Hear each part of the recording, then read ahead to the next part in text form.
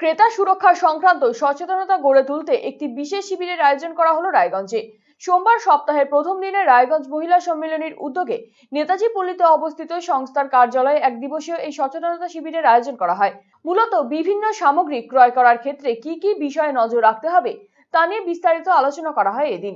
কোনো সামগ্রী কিনতে গিয়ে প্রতারিত হলে কি কি করতে হবে, এছাড়াও ক্রেতা সুরক্ষা এবং তার নিয়ম কানুন সম্পর্কে সকলকে সচেতন করা হয় এই শিবিরের মাধ্যমে।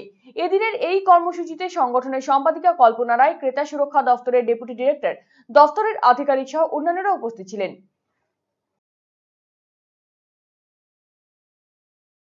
আজকে আমাদের একটা অ্যাওয়ারনেস প্রোগ্রাম ছিল, অল ইন্ডিয়া উইমেন্স কনফারেন্সের থেকে এটা পাওয়া গেছে। ওনাদের ডিমান্ড আছে এটা এই 15 মার্চের মধ্যে করে ফেলার জন্য। তো সেই হিসেবে আজকের দিনটিকে আমি চুজ করেছি। প্রোগ্রামটা আমার অত্যন্ত প্রয়োজন মনে হয়েছে এই সিচুয়েশনে, যেখানে ঘরে বাইরে সকলেই অল্প বিস্তর কিছু না কিছু ঢুকে যাচ্ছি। আমরা বুঝতে পারছি না যে আমরা কনজিউমার হয়ে আমরা কীভাবে ঠকছি।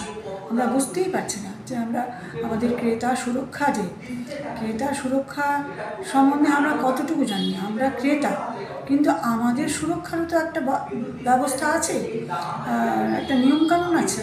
সেই নিয়মকানুন সম্বন্ধে সবাইকে সচেতন করবার জন্যে আমাদের এই প্রয়াস।